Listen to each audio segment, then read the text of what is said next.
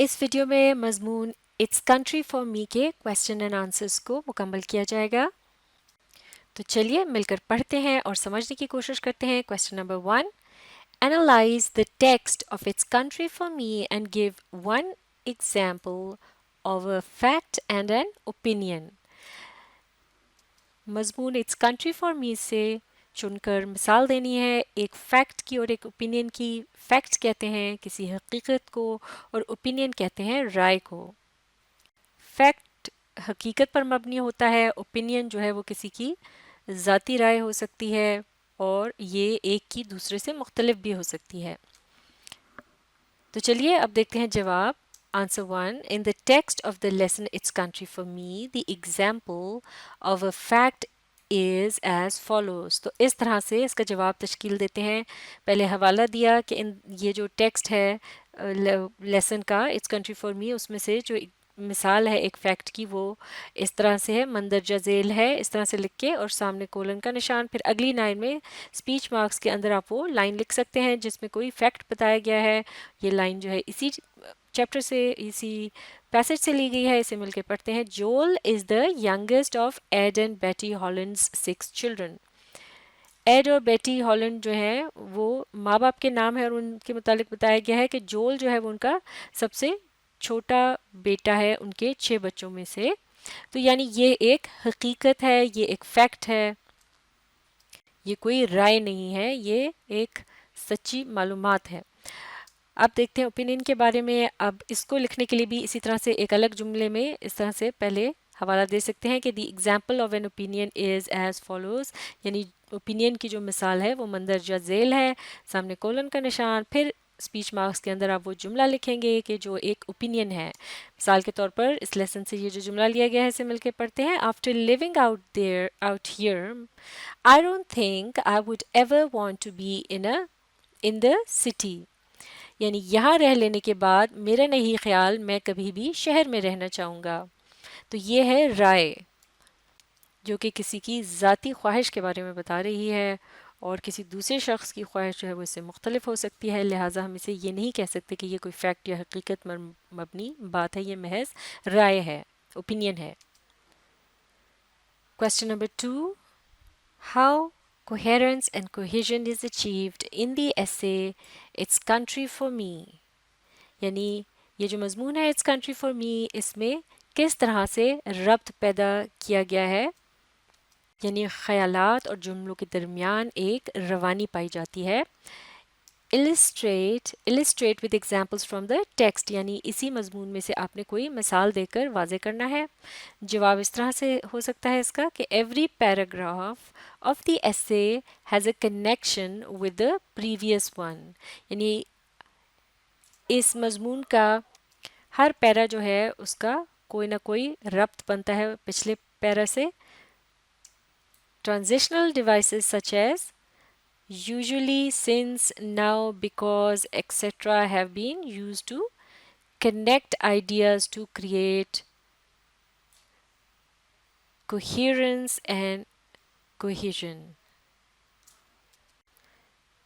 Transitional devices यानी अबूरी अलामात जैसे कि यूजुअली यानी आमतौर से, सिंस तब से, नाउ अब, बिकॉज क्योंकि, एट्सेट्रा यानी वगैरह, have been use to connect ideas यानी कि इनका इस्तेमाल किया गया है इस पैसेज के अंदर ख्यालात को आपस में लिंक करने के लिए, उनके दरमियान रब्त पैदा करने के लिए, उन्हें जोड़ने के लिए। To create coherence and cohesion यानी एक रब्त जो है उसको पैदा करने के लिए इनका इस्तेमाल किया गया है। आगे भी कुछ और पॉइंट्स हैं कि सम direct speech has also been used to make the text more interesting and understandable। यानी डायरेक्ट स्पीच वो होती है जो किसी की कही हुई बात को बिल्कुल उसी तरह से स्पीच मार्क्स के दरमियान लिखा जाता है। तो उसका भी यहाँ बीच बीच में इस्तेमाल किया गया है इस पैसेज के अंदर ताकि बात जो है वो दिलचस्प बन जाए और समझ में भी आए, यानी समझना आसान हो। ऐसा करने से भी यानी कि एक रब्त पैदा होता है पूरे मजमून में। आगे बढ़ते हैं। All events have been told in a proper sequence too।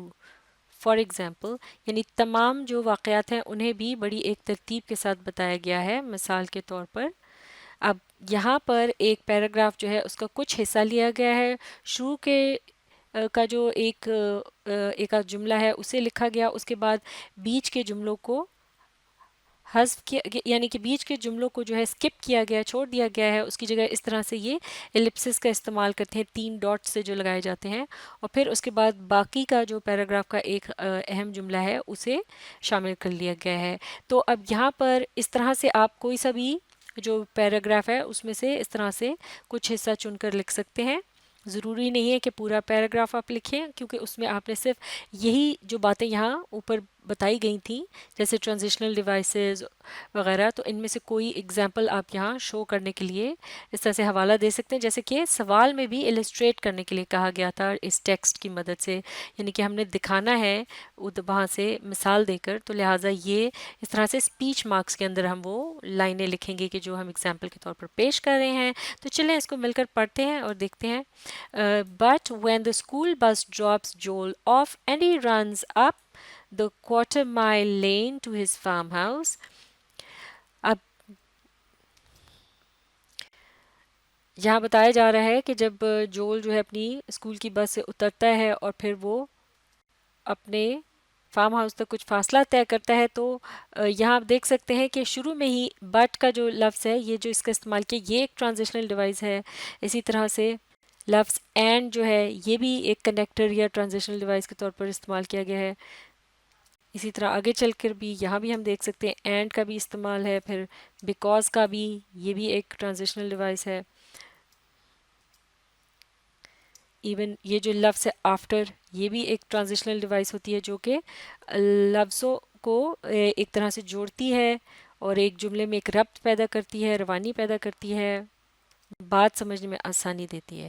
تو اسی طرح سے یہ باقی کا آپ جملہ لکھ سکتے ہیں کوئی سے بھی، اور یہ جو چند ایک لائنیں ہیں ان سے یہ بھی پتہ چلتا ہے، یہ جو ایک اور پوائنٹ ہم نے یہاں پر پیش کیا تھا کہ چیزوں کو پراپر سیکوینس میں بتایا گیا ہے، تو یہاں بالکل ایک سیکوینس سے بتایا جا رہا ہے کہ پہلے اس کو اس کی بس اتارتی ہے، پھر وہ بھاگتا ہے، پھر اس طرح سے وہ slips out of his Snickers یعنی جوتے اتارتا ہے اپنے، اور پھر اس کے بعد پولز آن ہز بوٹ، ایک پراپر ربط میں صحیح پراپر طریقے سے، یعنی ایک صحیح سیکوینس میں یہ چیزوں کو بتایا جا رہا ہے۔ پھر he does chores every night after school and for several hours on weekends. تو اس طرح سے بڑی اچھے طریقے سے ساری بات کو بتایا گیا ہے، کوہیرنس اور کوہیژن کریٹ کرنے کے لیے، پیدا کرنے کے لیے اس مضمون کے اندر۔ Question number 3. Explain the significance of the title It's Country for Me and its connection to the theme of the lesson. یعنی جو مضمون ہے اس کا یہ جو عنوان ہے It's Country for Me، اس کا تعلق بتانا ہے اس کے مرکزی خیال کے ساتھ کیا ہے۔ جواب دیکھتے ہیں۔ The title of the lesson It's Country for Me suits the theme of hard work, dignity of labor and pleasures of country life۔ یعنی یہ جو مضمون ہے، اس کا یہ جو عنوان ہے It's Country for Me، یعنی یہ میرے لیے میرا وطن ہے، یہ اس کے مرکزی خیال کے ساتھ ربط رکھتا ہے، میچ کرتا ہے، سوٹ کرتا ہے، اور جو کہ ہے وہ کیا ہے مرکزی خیال؟ محنت، مشقت، کام کی عظمت اور دیہاتی زندگی جو ہے اس کے مزے، یعنی یہ چند ایک چیزیں ہیں جو کہ مرکزی خیال ہے اس مضمون کا، لہٰذا ٹائٹل آپ دیکھ سکتے ہیں اٹس کنٹری فار می، یعنی یہ میرے لیے، یعنی یہ جو دیہات کی زندگی ہے یہی میرے لیے کافی ہے، یہ سب کچھ ہے، یہ اس کا مطلب بنتا ہے۔ تو یہ بالکل سوٹ کرتا ہے، جیسے کہ آگے ہم کہہ رہے ہیں کہ اس بات کو مزید واضح کرنے کے لیے کہ the story revolves around Joel who is a student and a young farmer at the same time۔ جیسا کہ اس میں کہانی جو بتائی گئی ہے وہ جول کی ہے، جو کہ یعنی اس کے گرد گھومتی ہے، جو کہ ایک طالب علم ہے، خاصا نوجوان، اور ایک نوجوان کسان بھی ہے، یعنی بیک وقت وہ دونوں ہے، وہ پڑھتا بھی ہے اور وہ کھیتی باڑی بھی کرتا ہے۔ He considers his farm as the best place to live at، اور وہ جو اس کا کھیت یا اس کی زمین ہے، اس کا علاقہ ہے، اس کا وطن ہے، اسے وہ اپنے رہنے کے لیے بہترین جگہ سمجھتا ہے۔ Hence the title It's Country for Me، لہٰذا یہ عنوان ہے It's Country for Me۔ تو اس طرح سے یہ جو جملہ ہے یہ آپ اگر ایک مرتبہ سیکھ لیں تو یہ آپ کو آگے بھی کام آئے گا، جب اس طرح سے اپنے بات کو اینڈ کرنا ہو کہ یہ اپنے پوائنٹس دینے کے بعد آخر میں ایک جملہ آپ ایڈ کر سکتے ہیں. لہٰذا یہ ٹائٹل دیا گیا تو اس اچھی طریقہ اس کا کہنے کا اسی طرح سے ہے کہ ہینس دا ٹائٹل، پھر کولن کا نشان، اور پھر وہ ٹائٹل آپ اس کے سامنے لکھ دیں تو یہ بات آپ کی یہاں مکمل ہو جائے گی. Question number 4. Describe Joel's treatment of Lemmy, the orphan lamb, and Jessica, the small dog. What does this show?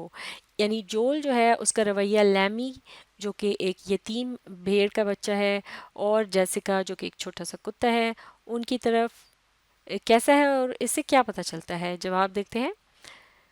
The way Joel treats Lemmy, the orphaned lamb, and Jessica, the small dog. یعنی جس طرح سے جول لیمی اور جو کہ یتیم بھیڑ کا بچہ ہے اور جیسیکا جو کہ ایک چھوٹا کتا ہے اس کے ساتھ وہ اس کا جو رویہ ہے ان کے ساتھ shows that he is a responsible, loving and caring person. اسے پتہ چلتا ہے کہ وہ ایک ذمہ دار، محبت کرنے والا اور بے حد خیال رکھنے والا شخص ہے. He feeds both the animals on time.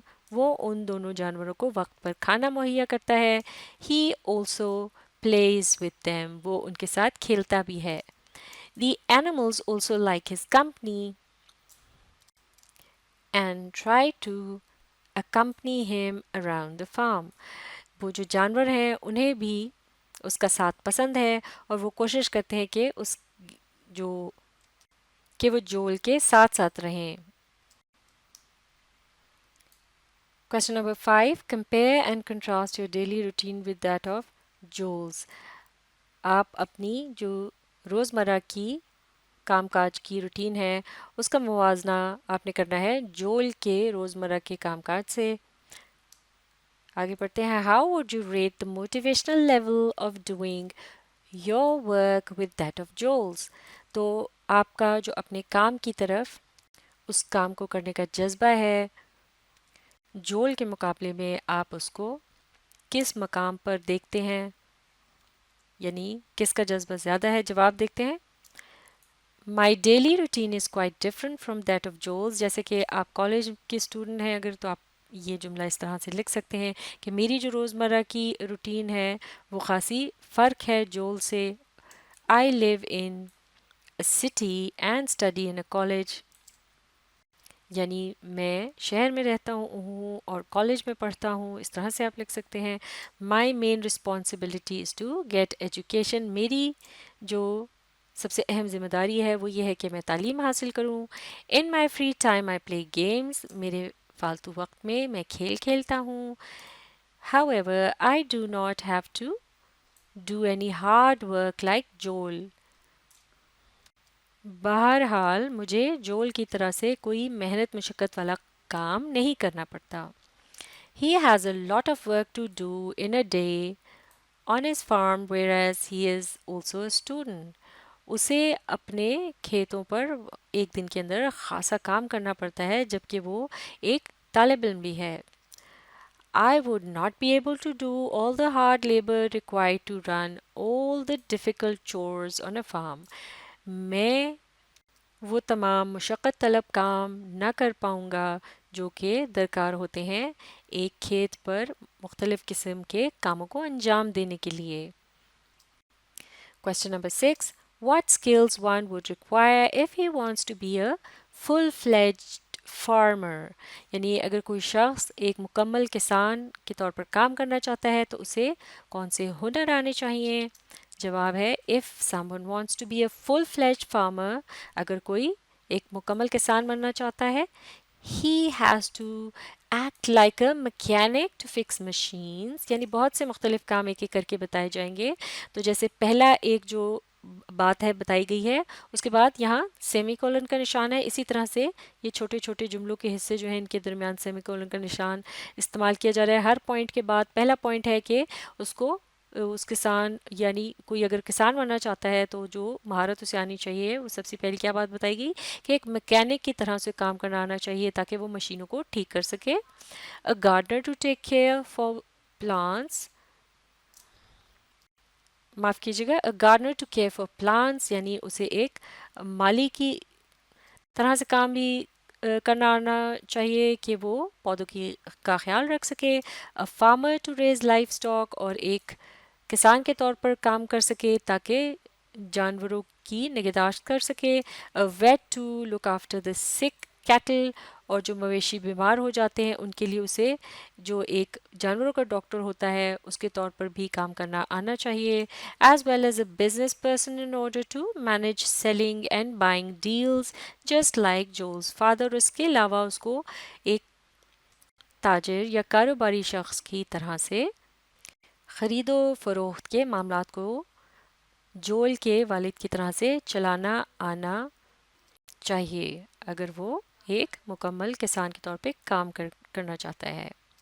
आखिरी सवाल, इन व्हाट वे डज जोल play the role of an adult, यानी जोल जो है वो एक बड़े आदमी का किरदार किस तरह से निभाता है, यानी खुद तो वो छोटा है लेकिन वो बड़ों जैसे काम करता है। जवाब देखते हैं। जोल is an intelligent, caring and responsible child who loves to help his parents in various activities on his farm like a grown up person। यानी जोल जो है वो खासा ज़हीन है, ख्याल रखने वाला ज़िम्मेदार बच्चा है वो, जिसे बहुत ज़्यादा शौक़ है अपने वालिदैन की मुख्तलिफ़ कामों में मदद करने की उनके खेतों पर, जैसे कि एक बड़ा शख्स जो है वो कर सकता है उस तरह के काम वो करता है।